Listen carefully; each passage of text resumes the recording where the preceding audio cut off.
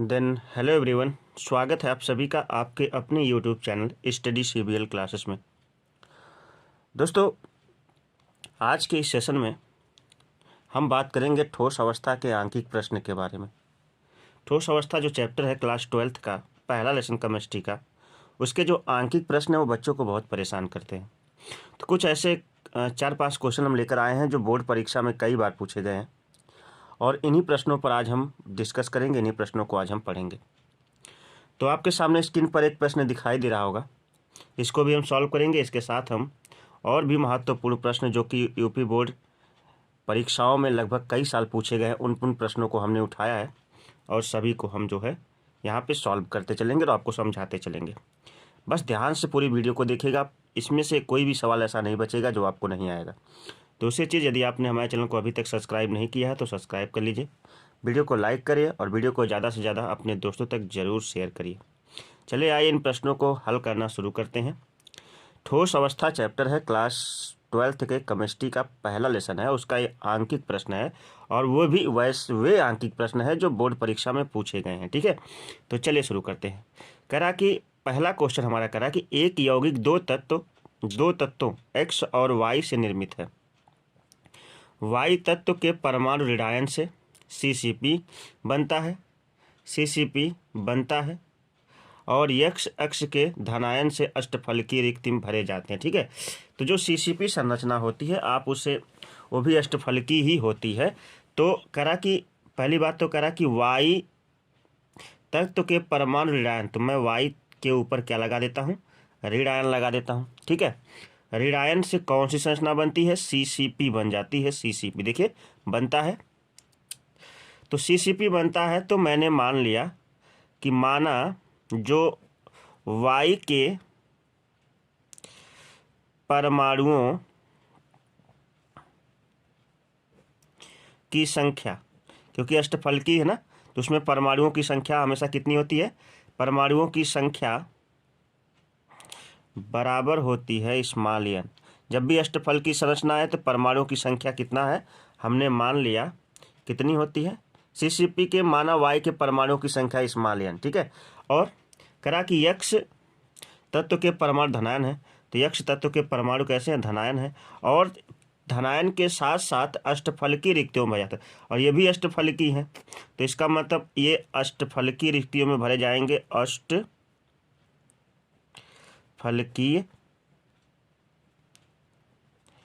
रिक्तियों में ना भरे जाते हैं। तो आपने आपको बताया अष्टफलकीय रिक्तियों की संख्या को स्मॉल n से दर्शाते ना, तो यहाँ पर मैं लिख देता हूँ अष्टफलकीय रिक्तियों मतलब खाली स्थान, रिक्तियों को स्मॉल n से दर्शाते हैं। ठीक है दोस्त, दर्शाते हैं। आप मेरे साथ नोट्स बनाते चलिए, आपका हर काम आसान होता जाएगा। अष्टफलकीय रिक्तियों को स्मॉल n से दर्शाते हैं। तो x और y का अनुपात क्या होगा, x और y का अनुपात जो होगा, x का अनुपात x अनुपात y, x का मान कितना स्मॉल n और y का मान कितना है, वो भी स्मॉल n है।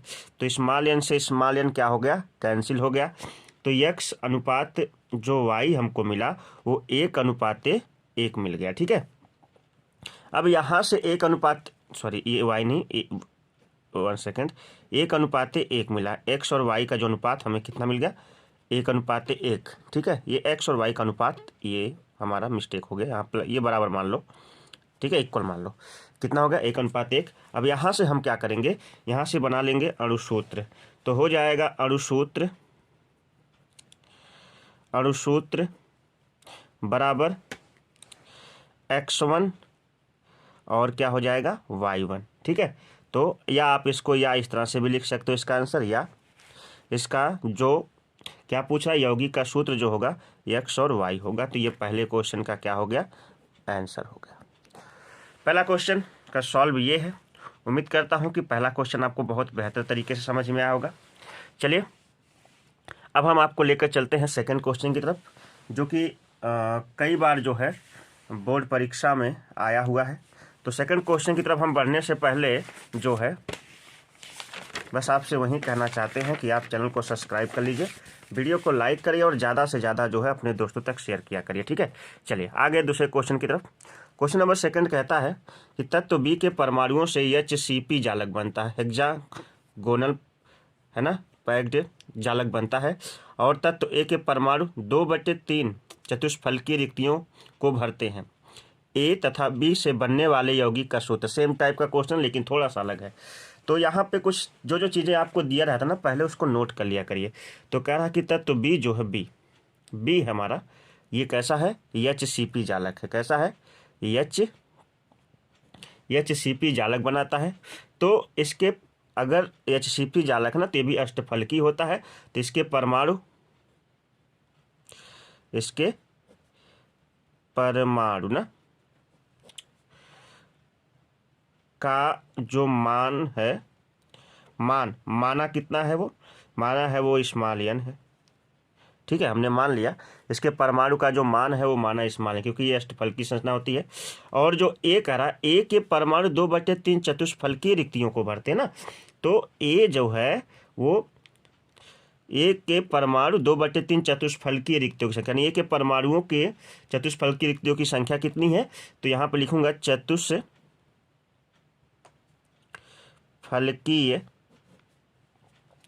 रिक्तियों की संख्या,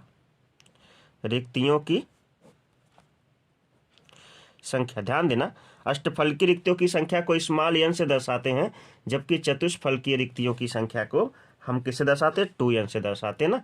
कि संख्या गुणे कितना कह रहा है कि चतुष्फलकीय रिक्तियों की संख्या, ए के परमाणु 2/3 चतुष्फलकीय रिक्तियों की संख्या को भरते हैं, तो गुणे 2/3 कर देंगे। कितना कर देंगे, 2/3।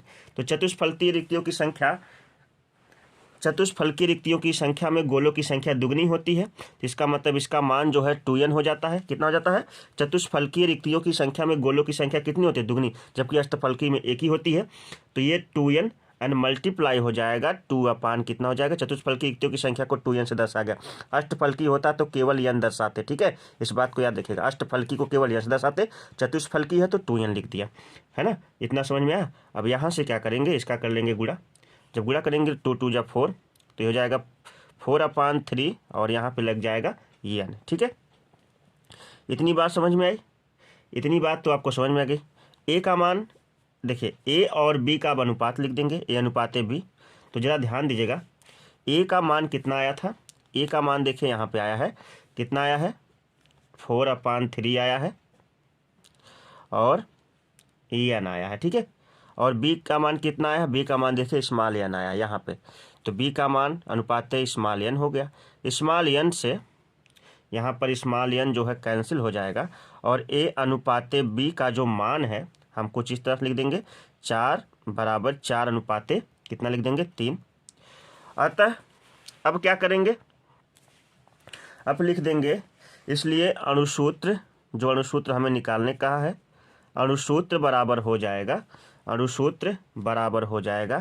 A4 हो जाएगा और B क्या हो जाएगा, 3। यही इसका क्या हो जाएगा, आंसर। ठीक है, A4 और B3। तो उम्मीद करता हूँ ये जो दूसरा क्वेश्चन रहा ये भी आपको समझ में आया होगा। आप स्क्रीनशॉट ले लीजिए या इसको सॉल्व कर लीजिए, आपकी जिस तरह से मर्जी कहे उस तरह से आप इसे नोट कर सकते हैं। ठीक है दोस्त, सारी चीज़ें आपके सामने हैं। बस स्टडी CBL क्लासेस हर समय आपकी हेल्प में लगा हुआ है। बस आप इसे सपोर्ट करिए, आपको हमेशा सपोर्ट करेगा। ठीक है, आगे बढ़ते हैं क्वेश्चन नंबर 3 की तरफ। चलिए, ये भी बोर्ड का बहुत ही उम्दा क्वेश्चन है, जो कि आपके बोर्ड परीक्षा में आपको काफ़ी नंबर आपको दिला सकता है। ठीक है दोस्त, तो ये भी बहुत ही ज़्यादा उम्दा क्वेश्चन है, तो इसको भी देखते चलिए। शुरू करते हैं क्वेश्चन नंबर 3 पर। बड़ा ही बच्चों को ये सब क्वेश्चन बहुत डराते हैं। ठीक है, तो डरने की जरूरत नहीं है, एक एक चीज़ को संयम से समझना है और सारी चीज़ों को सॉल्व करना है। कह रहा कि एक तत्व की कोष्ठिका की संरचना अंतः केंद्रित घन यानी BCC है। कोष्ठिका के कोर की लंबाई 288 पिकोमीटर है तथा नहीं, तत्व का घनत्व है 288 पिकोमीटर है और तत्व का घनत्व है 7.2 ग्राम प्रति सेंटीमीटर क्यूब है। ठीक है, सेंटीमीटर क्यूब है। तो ज्ञात कीजिए कि 208 ग्राम तत्व में कितने परमाणु होंगे। तो सबसे पहले बीसीसी के लिए, बीसीसी है ना, स्ट्रक्चर कैसा हल। देखिए भाई, आप तो अब ये इस समय बोर्ड का अंतिम समय चल रहा है कि बोर्ड परीक्षाओं को तैयारी का जो है अंतिम समय चल रहा है। नॉर्मली सभी कोचिंग ट्यूशन्स के जो बच्चे हैं वो अब अंतिम पड़ाव में हैं। टीचर्स उनको जो है इम्पॉर्टेंट या रिवीजन के तौर पर चल रहे हैं। तो मैं मानता हूं कि आप इस चैप्टर को सबसे पहले पढ़े होंगे, इसमें आप बहुत कुछ जानते होंगे, ठीक है। हालांकि वीडियो आने में बस आपके रिवीजन का एक बहुत ही अच्छा साधन होगी ये वीडियो। तो मुझे उम्मीद है कि आप ठोस अवस्था के बारे में बहुत कुछ जानते होंगे, ठीक है। तो चलिए शुरू करते हैं। फिर यहाँ पे मैं लिखता हूँ बीसीसी के लिए, बीसीसी के लिए कुल परमाणुओं की संख्या, बीसीसी के लिए कुल परमाणुओं की संख्या, कुल परमाणुओं की संख्या। मैं यहाँ पे लाइनिंग कर देता हूँ ताकि आपको समझाने में चले कोई दिक्कत नहीं। परमाणुओं की संख्या जिसको हम किससे दर्शाते हैं, जेड, और जेड बराबर जो हो गया बीसीसी के लिए 2 होता है। कितना होता है, 2। और यहाँ कोर की लंबाई जो है दे दिया है, कोर की लंबाई, कोर की लंबाई को जो दर्शाते हैं वो ए से दर्शाते हैं। किसे दर्शाते हैं, ए से। और ए से दर्शाते हैं, यहाँ पे ए दिया है 288 और ये दिया है पिकोमीटर। और आपको पता है पिकोमीटर को सेंटीमीटर में चेंज करने के लिए क्या करते हैं, तो ध्यान दीजिएगा, पिकोमीटर को जब भी आपको सेंटीमीटर में चेंज करना हो ना तो गुणे 10⁻⁻10 लगा देंगे, ये हमारा सेंटीमीटर में चेंज हो जाएगा, ठीक है। तो पिकोमीटर था यहाँ पे, इसको चेंज कर लिया, मल्टीप्लाई 10⁻⁻10, ये हो गया सेंटीमीटर में। अब आगे क्या कह रहा है कि इसका जो घनत्व भी दिया है, घनत्व देखिए भाई, घनत्व दिया है, घनत्व दिया है, घनत्व डी इज इक्वल टू क्या होता है, घनत्व डी इज इक्वल टू होता है, जिसमें दिया है 7.2 और ग्राम प्रति सेंटीमीटर क्यूब इसका क्या है, मात्रक है, ठीक है। आगे बढ़े, द्रव्यमान भी दे दिया है, देखिए घनत्व दे दिया है, और इसका जो ज्ञात कीजिए कि 208 ग्राम तत्व, 208 ग्राम इसका जो द्रव्यमान है, यहाँ लिख देता हूँ, द्रव्यमान, द्रव्यमान जिसे हम दर्शाते हैं स्मॉल एम से, वो दिया है कितना, वो दिया है 208 ग्राम, 208 ग्राम दे दिया है, ठीक है। परमाणुओं की संख्या हमसे पूछ रहा है, तो एक बहुत ही इंपॉर्टेंट और उम्दा जो है फार्मूला है, इससे सारे कष्ट जो है दूर हो जाएंगे, ठीक है। तो परमाणुओं की संख्या, परमाणुओं की संख्या बराबर क्या होता है, तो परमाणुओं की संख्या बराबर होता है m इंटू जेड और अपान D A cube, D into A cube, ठीक है। ये जो है आप इसको डब्बा में से बंद कर लीजिए ताकि इसमें चूहा हुआ ना घुसे, ठीक है। ये आपका हो गया सूत्र। अब सारे मान आपके पास है, बस रख के फटाक से इसको सॉल्व करते हैं। चलिए समय ना गंवाते हुए, सबसे पहले m का मान कितना देख दीजिए, 208 है, तो 208 लिख दिया, गुणे जेड का मान कितना, जेड का मान देखिए 2 है, 2 लिख दिया, बट्टे में डी का मान कितना है, डी का मान है 7.2 और ए क्यूब का मान कितना, यही बच्चों को बहुत डराता है कि इसका क्यूब करना है। तो एक आसान सी ट्रिक होती, किसी वीडियो में और लेकर आऊँगा, लेकिन अभी के लिए फ़िलहाल इतना जानते रहिए कि आप कोशिश करिए कि किसी अन्य वीडियो में मैं आपको इसका आसान तरीका, बहुत ही आसान तरीका बता दूंगा, वो अलग वीडियो आपकी बनानी पड़ेगी, इसलिए अभी मैं उसके बारे में चर्चा नहीं करूंगा, ठीक है। बस आपकी कमेंट इस वीडियो के बाद आए कि आप जो है इस वीडियो को कितना लाइक कर रहे हो और कितना इसे सपोर्ट कर रहे हो, तब इसके आधार पर दूसरी वीडियो मैं इसके आसानी से क्यूब निकालने की वीडियो लेकर आ जाऊँगा, ठीक है। चलिए उस ट्रिक से ये हो जाएगा 208 अनगुणित मल्टीप्लाई 2 हो जाएगा और ये हो जाएगा 7.2, और ये जो आपका है इसका जब आप क्यूब करोगे ना तो आपको प्राप्त हो जाएगा 2.39 एंड मल्टीप्लाई 10⁻23 और भी -23 हो जाएगा, ठीक है, -23। चलिए अब आगे बढ़े। अब आगे हमें करना क्या है, ध्यान दीजिएगा। अब हो गया ये देखिए 0.112 2 अंक पे, यहाँ पे 1 अंक है, 3 अंक पे ना। तो अब हम करेंगे क्या कि 208 कर लेंगे और गुणे कितना कर लेंगे, 208 गुणे 2, और दशमलव को हटाने के लिए ऊपर कितने से गुणा कर देंगे, 1 2 3, 1000 से। देखिए 1 2 अंक पे यहाँ दशमलव है, ये कैंसिल हो जाएगा, और 1 अंक पे ये कैंसिल हो जाएगा, 1000 ऊपर गुणा हो गया। अब आगे क्या करेंगे, आगे जो है ये जो है 72 हो जाएगा, और 72 और गुणे हो जाएगा 239 और गुणे हो जाएगा 10⁻⁻23। ठीक है, इतना समझ में आया। अब इसको क्या करेंगे, कैंसिल आउट करेंगे, किससे किससे, ध्यान देना। 72 है ना, 72 और ये भी आपका जो है 4 से कैंसिल आउट हो जाएगा, 4 से।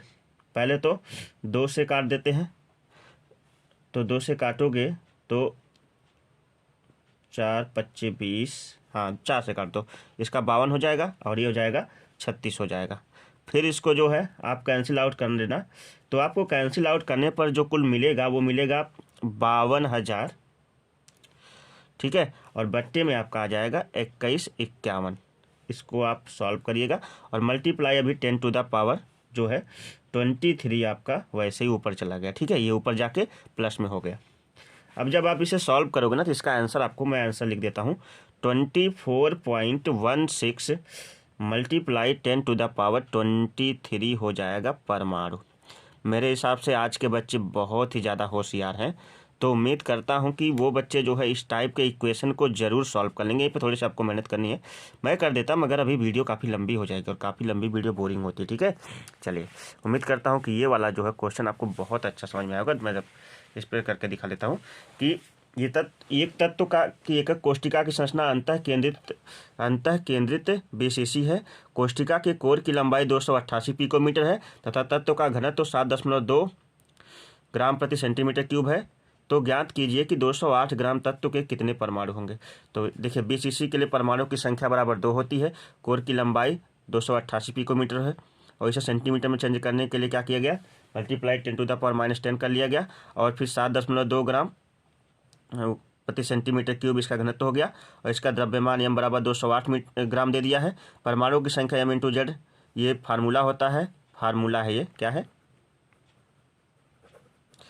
फार्मूला इसका कहता है कि परमाणुओं की संख्या, यानी परमाणुओं की संख्या ना m × z और अपान d⁴। अब इस पे रख के मान हमने रखा और यहाँ से सॉल्व करके इतना आंसर ला दिया। ठीक है, परमाणु की संख्या हमसे पूछा है तो ये निकल के आ गई। तो उम्मीद करता हूँ ये वाला क्वेश्चन आपको समझ में आया होगा। थोड़ी सी मेहनत करनी है बच्चों, सॉल्व मतलब काटम काटी जो होता है ना, मतलब सॉल्व करने की टेक्निक आपको थोड़ी सी इसमें जो है। हाँ देखिए, ये मैंने जो है इसमें हमको क्या करना था, इसका क्यूब करना था, क्यूब भी करके रख दिया, बस केवल काटने से और आंसर लाना है, बस इतना सा काम मैं आपके लिए छोड़ कर जा रहा हूँ। चलिए अगले क्वेश्चन देते हैं। क्वेश्चन नंबर 4 क्या कहता है, क्वेश्चन नंबर 4 हमसे कहता है, देखिए अगला क्वेश्चन एक नए तरीके का जो बोर्ड में काफ़ी साल पूछा गया क्वेश्चन है, उसी को मैं लेकर के आपके सामने आ रहा हूँ। कह रहा है कि एक्स किरण विवर्तन अध्ययन द्वारा यह ज्ञात किया गया, यह पता चला कि तांबा 3.608 × 10⁻⁸ -8 सेंटीमीटर कोष्ठिका के कोर के साथ एफसीसी एकक कोष्ठिका के रूप में क्रिस्टलीकृत होता है। एक दूसरे प्रयोग में तांबे का घनत्व 8.92 ग्राम प्रति सेंटीमीटर क्यूब ज्ञात किया गया। तांबे का परमाणुविक द्रव्यमान क्या है, तांबे का परमाणुविक द्रव्यमान क्या है। तो चलिए शुरू करते हैं, इसको लगाना, इसको समझना बहुत ही आसान क्वेश्चन है, मगर सबसे पहले जानते हैं इसमें क्या क्या दिया हुआ है, वो हम लिख लेंगे ताकि हमें क्वेश्चन सॉल्व करने में किसी प्रकार की कोई दिक्कत ना हो। ठीक है, सबसे पहले देखते हैं कि इसमें कोर की लंबाई कितनी दिया है। कोर की लंबाई देखिए, कोर की लंबाई बराबर ए बराबर दे दिया है, कितना दिया हुआ है, ये दे दिया हुआ है। देखिए पहले से ही ये सेंटीमीटर में है, इसलिए इसे चेंज करने की कोई ज़रूरत नहीं है। 3.60 ना, 3.608 एन गुणे 10⁻⁻8 दिया है, और ये क्या दिया, सेंटीमीटर। ठीक है, एफसीसी के लिए जेड का मान आपने पढ़ा होगा, एफसीसी के लिए फेस सेंटर्ड क्यूबिक के लिए जेड का मान आपने पढ़ा होगा जरूर, जेड का मान बराबर होता है जेड का मान बराबर होता है 4। कितना होता है 4। इसका जो घनत्व है, घनत्व डी इज इक्वल टू कितना होता है, घनत्व डी इज इक्वल टू दोस्त इसका दे दिया है एक दूसरे प्रयोग में, देखिए 8.92 ग्राम प्रति सेंटीमीटर क्यूब दे दिया। ठीक है, आगे कह रहा है कि इसके तांबे के परमाणविक द्रव्यमान यानी यम का मान हमें क्या करना, फाइंड करना है। और एक चीज़ की आवश्यकता हमें पड़ेगी, यहाँ पर देखिए एक चीज़ की आवश्यकता हमें पड़ेगी, यहाँ आवोगैड्रो संख्या की आवश्यकता पड़ेगी। तो मैं लिख देता हूँ, आपने पढ़ा होगा जरूर आवोगैड्रो नंबर ना, एवोगैड्रो नंबर या आवोगैड्रो संख्या जो होती है, संख्या इसको हम दर्शाते हैं n और यहाँ पे छोटा सा a बना देते हैं, यानी बराबर होता है 6.022 n गुणे 10 की घाते कितना होता है 23। ठीक है, ये होता है। इसकी आवश्यकता क्यों है, क्योंकि सूत्र भी इसका बनाना पड़ेगा हमें। जब आप सूत्र बनाओगे ना तो आप लिखोगे कि सूत्र d बराबर क्या होता है, अभी आपने लिखा था सूत्र घनत्व बराबर क्या होता है, d इज इक्वल टू क्या होता है, जेड एम होता है और अपान डी ए क्यूब होता है, डी ए क्यूब होता ना, ये ना फार्मूला होता, अभी आपने लिखा था पिछले वाले क्वेश्चन में। अब चलिए इसको थोड़ा सा, इसमें हमको क्या ज्ञात करना है, इसमें यम ज्ञात करना, तो यम को बाहर निकाल लेंगे।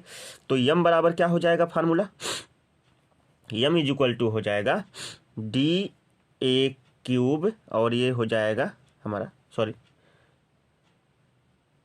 पहले वाले में यहाँ जो डी है ना, ए क्यूब है ना और डी है ना, अब ध्यान दीजिएगा डी ए क्यूब और यहाँ हो जाएगा एन ए और अपान हो जाएगा जेड, ये इसका फार्मूला होता है। यम इज इक्वल टू होता है डी ए क्यूब यानी upon Z, D A cube यानी अपान जेड। ठीक है, ये परमाणुक द्रव्यमान है।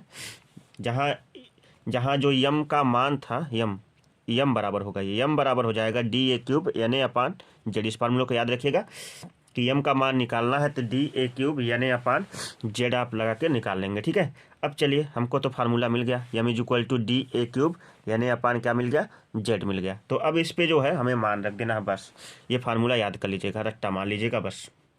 तो डी का मान कितना है, डी का मान है 8.92 और ए क्यूब करना है ना, तो 3.608, देखिए ए का मान दिया होगा 3.608 एंड गुड़े हो जाएगा 10 टू द पावर कितना है -8। इस पूरे का क्या कर देना, पूरे का क्यूब करना है और मल्टीप्लाई एन का मान कितना है 6.022 एंड गुड़े 10 टू द पावर कितना हो जाएगा 23 और अपान कितना हो जाएगा, जेड का मान कितना होता है 4 होता है, सबके बट्टे 4 हो जाएगा। ठीक है, 4 हुआ, 4 से अब इसको काटेंगे जब आप तो ये कट जाएगा 2.23 बार कट जाएगा, 2.23 बार कट जाएगा। ठीक, चलिए आगे बढ़ते हैं, थोड़ा सा यहाँ लगा दें ए यहाँ पर, चलिए 2.23 हो गया। अब क्या करेंगे 2.23 जो कट के आया मल्टीप्लाई उसका क्यूब करने पर आपको मिलेगा 46.97, जो ये था ना, ये 3.608 था ना और मल्टीप्लाई 10 टू द पावर -8 था, इसका क्यूब करने पर हमको मिला 46.97 एंड गुड़े मल्टीप्लाई 10 टू द पावर 8 के 24 यानी यहाँ पे 24 हो गया और मल्टीप्लाई है Avogadro number 6.022 multiply 10 to the power कितना 23, ये तो ऐसे ही था। ठीक है, ऐसे ही है। अब इनका आपस में सबका गुणा कर लेंगे, जब सब गुणा करने तो आपको आता ही है, सबका गुणा करेंगे तो आ जाएगा 630.76 और मल्टीप्लाई 10 टू द पावर -1 और जब एक अंक दशमलव इधर ले जाएंगे तो हो जाएगा 63.076 और ग्राम प्रति मोल इसका हो जाएगा आंसर। ठीक है दोस्त, तो ये क्वेश्चन थोड़ा सा बस इसका जो है कैलकुलेशन थोड़ा सा कठिन पड़ता है, बाकी ये क्वेश्चन तो होते हैं बिल्कुल, कहते हैं ना बहुत ही आसान क्वेश्चन, कैलकुलेशन थोड़े से कठिन होंगे, बस कैलकुलेशन आपको करना चाहिए। तो ये क्वेश्चन था, यक्ष किरण विवर्तन अध्ययन द्वारा पता चला कि तांबा 3.608 -8 सेंटीमीटर कोष्ठिका कोर के साथ FCC एकक कोष्ठिका के रूप में क्रिस्टलीकृत होता है ना, के एकक एक प्रयोग द्वारा तांबे का घनत्व इतना ज्ञात कर लिया गया। तो तांबे का परमाणु द्रव्यमान यानी यम का मान पूछे, तो यम बराबर, ये फार्मूला जाकर देखिएगा, बस ये फार्मूला आपको याद रखना है कि यम बराबर होता है, मैंने काट दिया, ठीक है, यम बराबर होता है DA³ Na/Z। ये फार्मूला आपको याद रखना, इसमें ये फार्मूला और पिछले वाले में ये फार्मूला, ये दोनों आपको याद रखना, ठीक है। तो कोर की लंबाई दे दिया है, FCC के लिए जेड का मान 4 होता है, घनत्व तो इसका दे दिया 10.92 यहाँ पे सेंटीमीटर क्यूब। अवोगाड्रो संख्या जो हमको दे दिया है, अवोगाड्रो संख्या की आवश्यकता इस फार्मूले में पड़ती है, इसलिए हमने इसको लिख दिया। अब फिर मान रख दिया, मान रख के 4 से काटा, इतना आ गया, सबका आपस में उठा के गुणा कर लिया। सबका आपस में उठा के गुणा करने के बाद, हाँ एक चीज़ और है कि आपको समझ में आ रहा होगा कि एक कहाँ से आ गया था। यहाँ पे देखिए 24 है, 23 है ना, 24 है और 24 है, 24 का है, 23 है, दोनों आपस में गुणा कर लेंगे तो यहाँ 1 आ जाएगा, ठीक है। बाकी आपका आंसर डेसिमल खिसकाएंगे तो यहाँ से निकल कर आ जाएगा। तो उम्मीद करता हूँ ये वाला क्वेश्चन भी आपको समझ में आया होगा। आइए एक क्वेश्चन और लास्ट क्वेश्चन है, और इसके बाद जो है ये 5वां क्वेश्चन इस सीरीज का होगा और सबसे अंतिम क्वेश्चन होगा। और ये बोर्ड के पॉइंट ऑफ व्यू से ये सारे क्वेश्चन इतने ज़्यादा महत्वपूर्ण है, इसलिए मैंने सभी क्वेश्चनों को चुन चुन कर उठाए हैं, ताकि कई बार ये प्रश्न पूछे गए हैं। तो इन प्रश्नों को हम सभी मिलकर जो है सॉल्व करेंगे। तो क्वेश्चन को नोट कर लीजिए।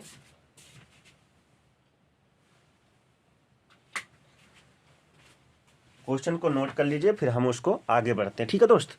तो चलिए, क्वेश्चन है, सिल्वर CCP जालक बनाता है। एक्स-स्क्वायर विवर्तन के अध्ययन द्वारा पता चला कि इसकी एकक कोष्ठिका के कोर की लंबाई 408.6 पिकोमीटर है। सिल्वर के घनत्व की गणना कीजिए। बहुत ही आसान क्वेश्चन, पहला वाला है बिल्कुल, लेकिन थोड़ा सा अलग है, थोड़ा सा अलग है, ठीक है। तो चलिए, चाहे CCP बोलिए, चाहे क्या बोलिए FCC, दोनों बात एक ही होती है, ठीक है। के लिए जो जेड का मान होता है ना, जेड का मान कितना होता है, जेड का मान बराबर होता है 4।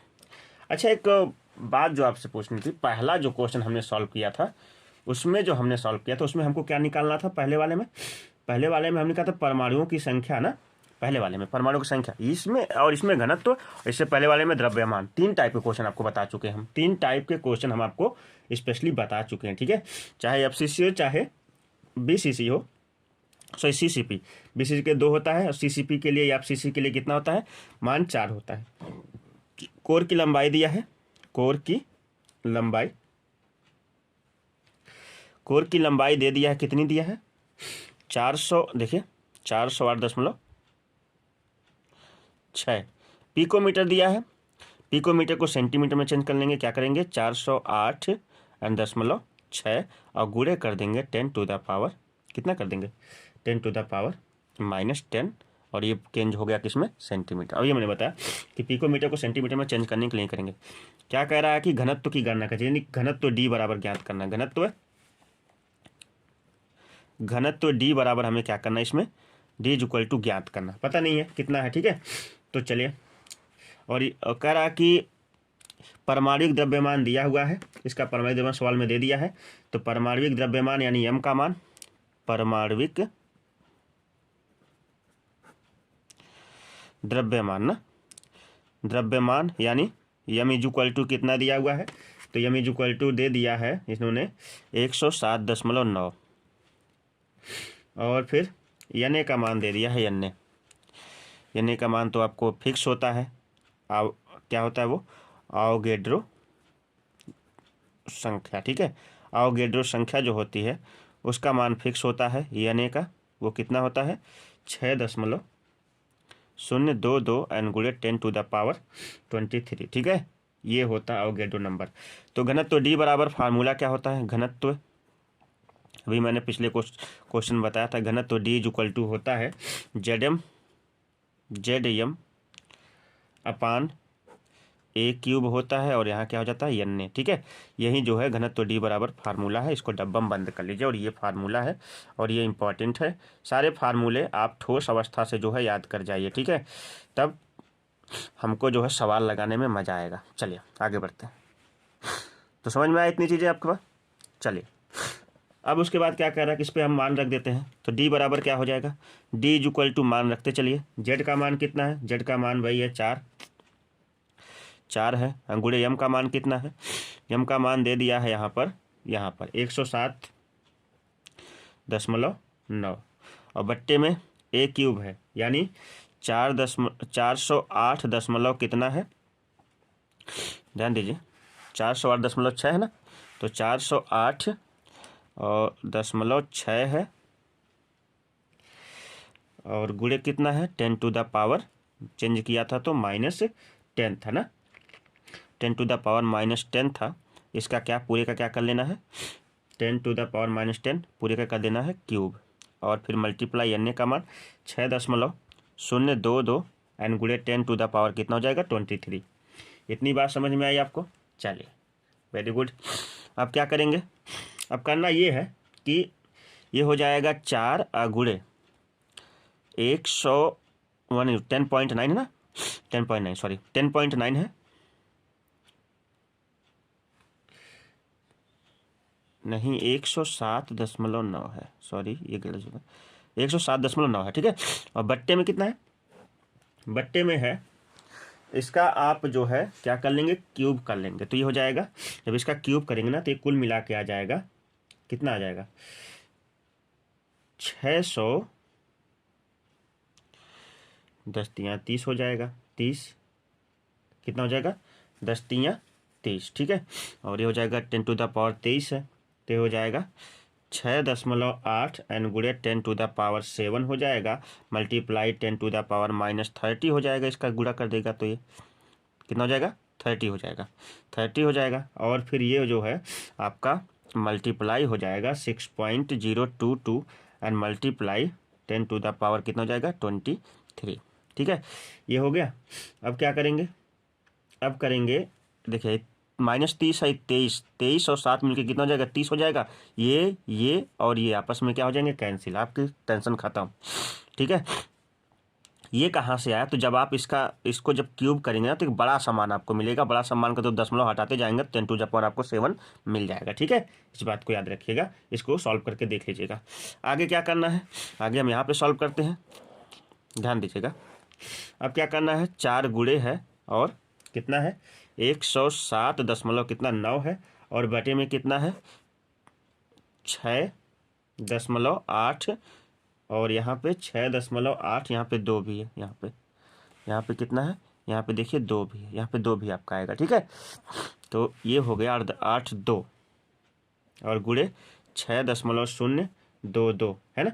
अब जो है क्या करेंगे, अब आप जो है इसको सॉल्व करेंगे और सॉल्व करने के बाद आपको प्राप्त हो जाएगा, इसका गुणा कर लेंगे कुल का, ठीक है, और इसका नीचे वाले का गुणा कर लेंगे तो ये आ जाएगा 431.6 और बट्टे नीचे वाले का जब गुणा करेंगे तो ये सब मिला के आ जाएगा 41.1। जब इसको काट देंगे तो आ जाएगा 10.5 और क्या हो जाएगा ग्राम प्रति सेंटीमीटर क्यूब, है ना। तो ये रहा इसका आंसर, क्या रहा इसका आंसर। तो उम्मीद करता हूँ ये वाला क्वेश्चन भी आपको बहुत ही बेहतर समझ में आया होगा। ये क्वेश्चन करा था कि सिल्वर सीसीपी जालक बनाता है, यक्ष के विवर्तन अध्ययन के द्वारा पता चला कि इसकी एकक कोष्टिका की कोर की लंबाई 408.6 पिकोमीटर है, सिल्वर के घनत्व की गणना कीजिए। तो ये देखिए सीसीपी या एफसीसी हो, इसके लिए जो जेड का मान 4 होता है, कोर की लंबाई इतना दिया हुआ है, पिकोमीटर में सेंटीमीटर में चेंज कर लेंगे, 10 टू द पावर -10 कर लेंगे। उसके बाद जो घनत्व d बराबर नहीं, यही हमको ज्ञात करना है। और जो है परमाणु द्रव्यमान m बराबर 107.9 दिया हुआ है। अवोगाड्रो संख्या 6.022 गुणे 10⁻23 फिक्स होती है। फार्मूला घनत्व d बराबर होता है ZM/A³ यानी होता है। अब मान रख देंगे 4, जेड का मान 4 है और यम का मान 107.9 है और फिर ये जो है ए का मान दिया हुआ है उसका क्यूब कर लेंगे और फिर यहाँ इसका क्यूब करने के बाद इतना आ जाएगा और फिर इससे जो है हम इसकी पावर को कैंसिल आउट कर देंगे और आगे जो है हम बढ़ेंगे तो इसका इसमें आपस में गुणा करेंगे, इसका इसमें गुणा कर देंगे तो इतना आ जाएगा, दोनों को आपस में कैंसिल आउट करेंगे तो आपका आंसर निकल के आ जाएगा। तो उम्मीद करता हूँ कि आज के जो मैंने आपको 5 क्वेश्चन बताए हैं वो बहुत ही अच्छे लगे होंगे, ठीक है, बहुत ही समझ में भी आए होंगे। तो चलिए मिलते हैं एक नई वीडियो के साथ, लेकिन उससे पहले आप सभी से रिक्वेस्ट है चैनल को सब्सक्राइब कर लीजिए, वीडियो को लाइक करिए और ज़्यादा से ज़्यादा शेयर करिए, सपोर्ट करिए हमारा, हम आपकी हेल्प हमेशा करेंगे। मिलते हैं एक नई वीडियो के साथ, तब तक के लिए नमस्कार, bye bye, have a nice day.